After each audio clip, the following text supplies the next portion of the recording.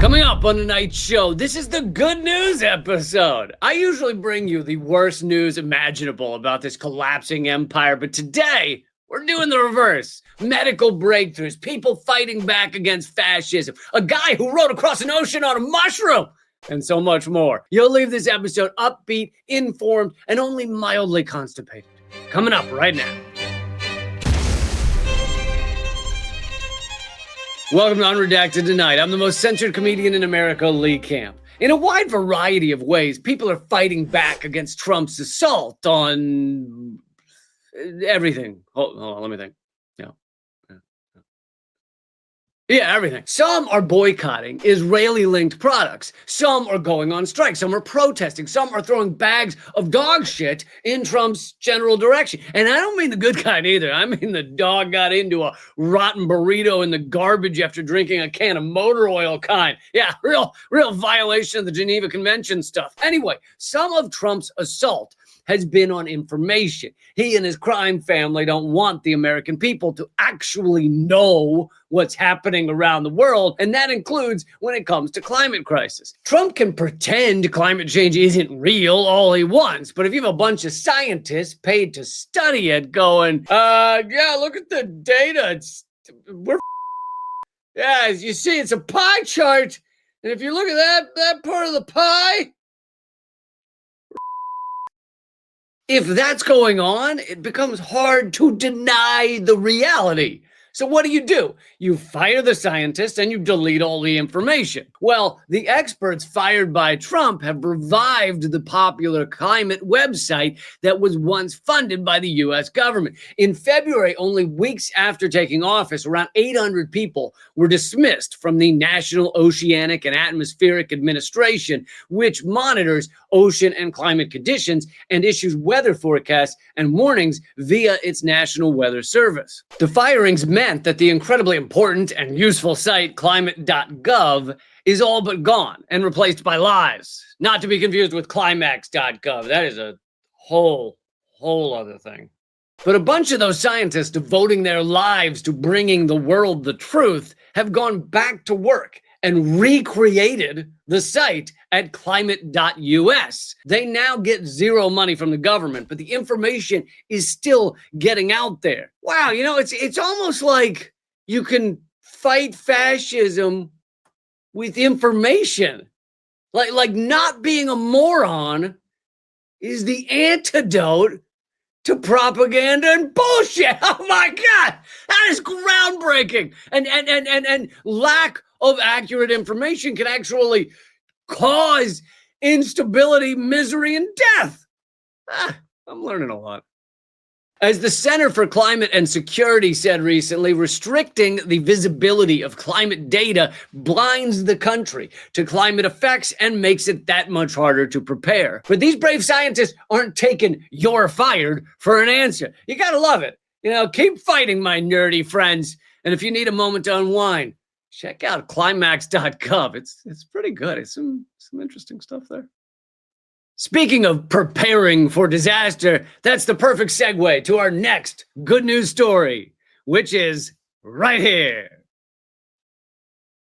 Gary, play it. Gary! What? You talking to me? No, I'm talking to the other guy named Gary watching this show in Cleveland who somehow has the ability to play the intro for the next segment. Oh, thank God. I thought you were talking to me.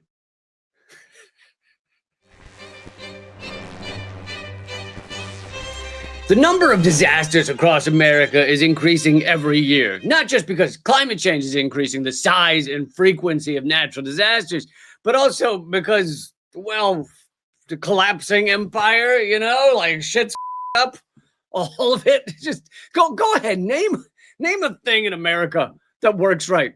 Bridges? No. Schools? Healthcare? Right. Post office? Like the police? Absolutely not. Grocery stores? There. Grocery stores. They work if you're a majority owner of Google or Nvidia. Otherwise, you gotta sell a limb to buy a onion. And they've switched out all the cashiers. They've fired them all, so it's all self-checkout now. So it's not even a human. So watch us cry. I say replace every self-checkout computer with a therapist, okay? That's what we all need. You ever screw up scanning something at the self-checkout and then the machine says, please wait, help is on the way. And I'm like, really? Oh, thank God. Thank God. But it's not real help. It's just an 18-year-old who knows how to scan a spaghetti squash. That's not what we need. Anyway, disasters are quite common now. Fires, floods, droughts, Joe Rogan's last comedy special, all of them causing horrific, untold damage. And there are different levels of vulnerability to disasters as well. Some people have the money for helicopters to fly them away to one of their other houses that isn't underwater, probably one they've never seen before. That's exciting. The rich don't face disasters like the rest of us. Didn't see a lot of guys in Armani blazers huddled in the Superdome during Hurricane Katrina. No, did you? Isn't that odd? Wonder why that is.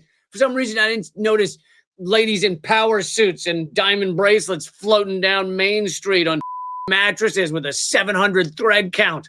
I wonder why. Oh, maybe it's because the rich parasites of this country have the money to get the hell out. I'm lucky to break 250 on a thread count. So yes, the richest of the rich are not vulnerable almost at all. Ted Cruz flew to Cancun when his area of Texas didn't have power. You know, Elon Musk got on one of his spaceships during Joe Rogan's comedy special. It's crazy how the rich live. But then there's the mid-level vulnerability, right? Middle class, average blue-collar workers, etc. People able to afford extra supplies or a hotel stay for a few nights, but not able to just jump in their yacht and go to Rio de Janeiro, chilling out face first in fresh new, you know? And then there's the most vulnerable. People who, when the power goes out or the waters rise, have almost no ability to go anywhere. They could be elderly or infirm or just very poor. As reported by Dutch journalist Elizabeth Hewitt, helping vulnerable residents prepare for rough times is a great way to strengthen community bonds and check in on those in need. Okay, great. So how do you do it? First of all, you reach out to the people in your area. You talk to them, okay? For those of you under 25, talking, as it was called, is an antiquated form of communication in which one human downloads information into another human via airwaves that are read by the tiny hairs in your ear canals and then translated by the brain. Yeah, talking may feel weird at first, like the first time you walk on stilts, but after just a few minutes, you'll get the hang of it and join the circus to get away from your weird stepdad. Point being, talking face to face is a perfect way to communicate with older folks in the area or people who recently dropped their phone in the toilet. You then put together a list of things they'll need if some shit goes down. Because people are busy trying to get by in this collapsing society, so the long-term shit goes down preparedness level has shrunk to near zero. So there's more shit going down. It's going down harder and more often and deeper, and yet people aren't ready. Priority needs include power banks, rechargeable fans, 7-day candles, headlamps, and liquid IV, which can help people stay hydrated. Another idea that I'm a fan of is a life straw and bear mace. Those two things, okay? The life straw allows you to drink from any water source and not get sick. You can even drink from the most foul, putrid, infected, wretched swill like Monster Energy drink, and you'll be fine. You'll survive. I mean, not fine. You'll still have to deal with the memory of drinking that shit, which will totally take some processing time. Never have a normal relationship again. But eventually you'll be fine-ish. And the bear mace is to keep your family members from trying to take your life straw. All right, look, I love my 3-year-old to death, but he has sticky fingers. Anyway, here's another example of preparing communities for rough times. Each June in Jacksonville, Florida, volunteers with the social service agency Beaches Emergency Assistance Ministry deliver a 5-day supply of shelf-stable food to older adults. In addition to easy foods, the kits also include things like battery-powered radios and lanterns, body wipes, hand sanitizer, and first aid kits. But I can't stress this enough. Make sure it's not one of those adorable little first aid kits that just has like tiny Band-Aids with the Flintstones on them and a thimble and then instructions on what to do for a snake bite. because that stuff ain't gonna do shit in a hurricane. Okay, you're up to your knees in water, car's on fire. Quick, throw the snake bite instructions at the car fire. That'll do it. Put the Barney Rubble Band-Aid on that 2-foot spike sticking out your forehead, Grandma. Quick! Here's another way to help your community during a disaster. In New Orleans, after a hurricane, residents whose homes still have power will often run an extension cord out to the curb and put up a sign inviting passersby to charge their devices. There's a bunch of these. The truth is, disaster can bring people together. But unfortunately, it seems that mostly this happens in sudden disasters like earthquakes, floods, fires. But in a slow motion disaster, almost nobody does shit for each other. And we're in a slow motion disaster right now. The gutting of every vestige of a civil society. What should be America is now America.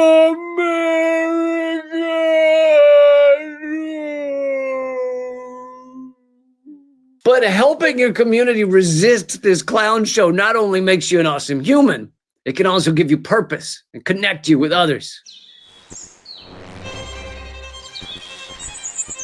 And for our next good news story, dude paddled on a mushroom across the ocean. That's one of the rare headlines that is both about mushrooms and sounds like you're on mushrooms. And that dude was literally on a mushroom. This August, Sam Shoemaker launched his 14-foot kayak off Catalina Island and paddled for 12 hours across the 26.5-mile Catalina Channel to San Pedro. He said, "It's a boat made entirely from a single mushroom growing outside my studio." Wow. There's a striking amount in those two sentences that I couldn't even begin to do. I couldn't kayak 26 miles. I couldn't kayak 26 miles across raging open ocean. I couldn't kayak for 12 hours, even if I was in a above ground swimming pool, because I can't sit for 12 hours at a time. I also can't build a kayak out of a mushroom because I don't know how to build anything out of a mushroom. I couldn't build a smaller mushroom out of a mushroom. Anyway, life goals. Want to know how he did it? Well, I think it's common sense. I mean, you all know what I'm going to say next. He built it from wild Janoderma polypore propagated in a hemp and sawdust substrate for about 4 weeks, molded into kayak form and dried until it became a strong, hydrophobic and inert cork-like material. Of course. I mean, who doesn't know about hydroponics? It's when you learn how to read with hydrogen, of course. Point being, why am I telling you about a mushroom pirate? Because using a similar process, mushrooms can be used for all kinds of shit. And they're biodegradable, unlike so many of the materials we use that sit in landfills and in the ocean, choking whales and pissing off porpoises. Since the 1960s, over 8.3 billion tons of plastic have been produced. 40% of this production has been for packaging that is used once and discarded.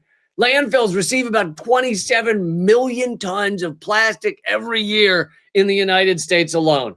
So not only can mushrooms, aka fungi, be used to replace all kinds of styrofoam and plastics, but it gets even better. Some kinds of fungi actually eat plastics. Researchers at Yale University tested the ability of several dozen fungi to digest the synthetic polymer polyester polyurethane, PUR, a type of plastic. They found that several members of the Pestalothiopsis genus of fungi were capable of degrading PUR and converting it into organic matter. Yeah, they both eat and replace plastics. It's like they're at war with the stupid shit humans make. Now, if we could just find a genus of fungi that eats truck nuts and sociopaths, we'd have a real country here. We'd have all our problems solved. Eats and replaces. Dude, I would take a mushroom as a president over what we have any day. Really. Doesn't even need to look like him. Although, it's not a heavy lift for a mushroom. I mean, he's kind of amorphous, bulgy, orange-brown. He's kind of a mushroom now. So with fungi having all these amazing uses, and I've only given a fraction of them, why aren't we adopting all of these things like yesterday? Why aren't we like, this is the answer? Well, mushroom artist Phil Ross, didn't know that was a career. He says, culture works at the speed of trust. Sometimes it takes a lifetime. Sometimes it's instantaneous. What we're doing with fungi is like radiating ideas, planting seeds that may not flower for 30 years, but that will expand generosity into the world. Radiating ideas may not flower. Sounds like you're trying very hard, Phil, to not say these ideas will mushroom into something much larger. Thou doth protest too much, my friend. Let the puns just wash over you, okay? This is a safe space. We're not going to judge. We're all fun guys here. Actually, now that I did it, that was repulsive. Yeah, okay. That's, oh God, I feel gross. Yeah, don't ever do that, Phil. Stick to radiating ideas. Yeah.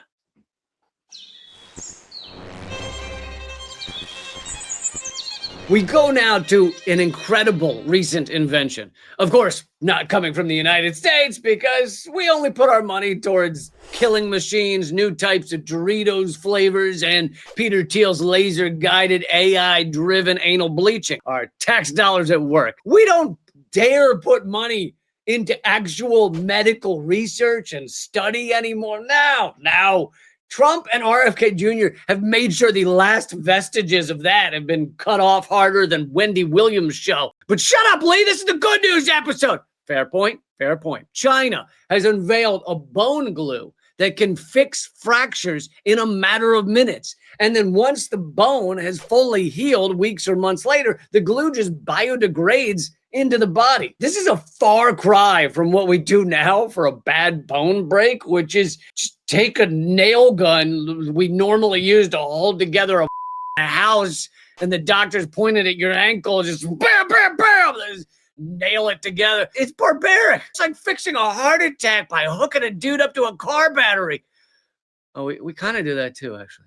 Anyway, it's actually screws they drill into your broken bones with a Black & Decker while their wife's yelling at them. They treat your tibia like a surly 2x4 on a construction job. And believe it or not, that's an improvement compared to 100 years ago when they would just saw off the limb that bothered you. I got a hangnail. Okay, we're going to take it off at the shoulder. Anyway, yet again, Chinese scientists coming up with an incredible answer because China does three things that we no longer do here in the US of A. One, they fund medical research. For some weird reason, they want their citizens to do better and feel better. Here in the US, the rich sociopaths that run things want all of us unwashed masses to just hurry up and die.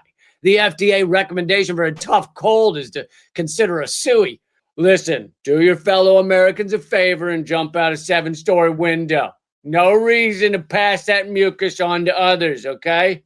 2, China has universal health care so that all of these medical breakthroughs actually get to the people. They get treated for essentially free. Here in the US, if you're lucky enough to get care, you'll be paying off the bills for the next 10 years. Do you really want that broken bone fixed if it means a few weeks later you'll be homeless, giving a handy to a cab driver for a sandwich?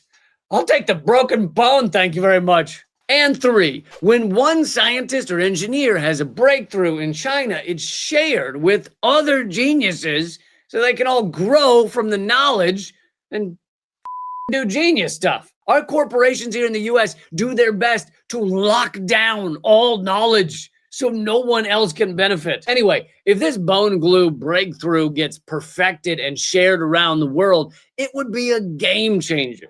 We could do whatever we wanted. You could jump out in front of cars, get in street fights with a 6'7" Arabian Night, play intramural sports deep into your 50s and not even care that you break a femur once a week, having an affair when the husband gets home, jump out 3rd-story window. The doctors will glue you back together, no problem. Bone glue is a miracle.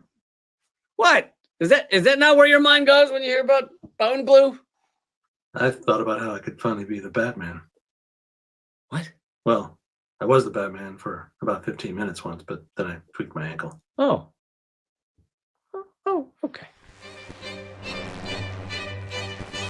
And finally, in our good news episode, a new study shows having purpose in life might be a good thing.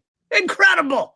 Having a real purpose might make you live longer and avoid dementia. So light up the Molotov cocktails, everybody. Start fixing that old broken down Corvette. Try to get your kid off heroin. Whatever it is that gives you purpose. It's the best way to live. Seriously, though, they just keep finding new benefits to having purpose in life. Previous studies into regions of the world where people tend to live longer have shown that having a sense of purpose in life may help people live longer. And now a new study followed 13,000 adults aged 45 and older for up to 15 years. Researchers found that people who reported a higher sense of purpose in life were about 28% less likely to develop cognitive impairment, including mild cognitive impairment and dementia. So if you have a good reason to be living your life, then your brain keeps going stronger. If you're just skating through every day, bored of everything, watching Storage Wars or some house flipping garbage, then you're going to end up demented and dead. Probably in that order. So find a purpose is what I'm saying. I found my purpose. It's yelling about the shit that the ruling elite assholes don't want you to know until such time as they drone bomb my house. But until then, I'm doing this. Your purpose may be something else. Might be building community gardens. Might be working at a soup kitchen. Might be going to the corners where people walk up to random cars and, they clean the windows without asking. And then they get a tip from the person in the car because they feel that if they don't tip, it's either offensive or the guy might smash their windows or something. Maybe your purpose is to go to those corners and tackle those window washers. Just get them, just like 3-point stance, shoulder first, just boom, just take them out of the equation completely. Just squeegee flying, water going everywhere. Like really be devoted to it. Hiding in the bushes, camouflage like a bird, a big bird or some shit, and then just bam, he's down. You're a hero. You give him $20 or something so he could not walk away with nothing. But in general, that could be your life purpose. Now, you might wonder, how did they define purpose in this study? Well, participants were not specifically asked about the activities that gave their life purpose. However, previous studies on aging have found a wide range of activities give older adults a sense of life purpose. Nicholas C. Howard, first author and public health researcher at UC Davis, said, "Purpose in life is free, safe, and accessible. It's something people can build through relationships, goals, and meaningful activities." But of course, a meaningful activity can mean a lot of things, like clan members are usually devoted. They have meetings, they spend time with their friends, they make their little outfits. To them, that's meaningful. Donald Trump or the My Pillow guy, they think they're doing meaningful things. Trump loves destroying poor people's lives. Loves it. Like loves it more than Amy Schumer loves genocide. And the My Pillow guy is devoted to selling super comfy pillows to help fund racism. He really loves that, like a grandma loves her grandkids. So I'm just saying, a meaningful life does not always equal a good life. But luckily, shitty people don't watch this show. They turn it off immediately. So I feel good about telling all of you to find your purpose. And if you haven't already, it'll do you wonders. Live longer, avoid dementia, keep an erection 20% longer. The researchers said that too. So that's good, usually. Not if you're at like a Home Depot or funeral home or something. I guess if you really didn't like the person, then it would be a reasonable response at the funeral home. And here are your headlines from the future. Coming up in 1 week, we'll learn Snoop Dogg has been Secretary of the Interior for a month and no one noticed. No one's achieved more in life by sipping on gin and juice. And coming up in November, the world will find out Israeli Navy attacks octopus off Gaza coast that looked like it might have been trying to help a Palestinian. greatest military in the world. Thank you for your service. Coming up in just 2 days, you'll read Democratic senator who voted for every war and genocide, kind of confused to be called part of the radical left wing. You should feel insulted. It's insulting. It's insulting. And this coming December, we'll learn man claims he was just trying to prove the power of fungi when he beat his neighbor to death with a large portobello. Mushrooms. Is there anything they can't do? I'm telling you. That's the show. But wait. Don't go. I'm giving away a free month in my members only community and my newest ebook, all for free. All you have to do is go to leecamp.net, scroll down to become a subscriber, click that, and then when you're checking out, use promo code LeeCampFree, one word, all caps. That will get you a free month with my locals community, plus extra segments that are exclusive, plus my newest ebook, Dangerous Ideas. That promo code again is LeeCampFree. It's a great free way to support this show. I'll see you next Thursday. The revolution will have laughter. Keep fighting.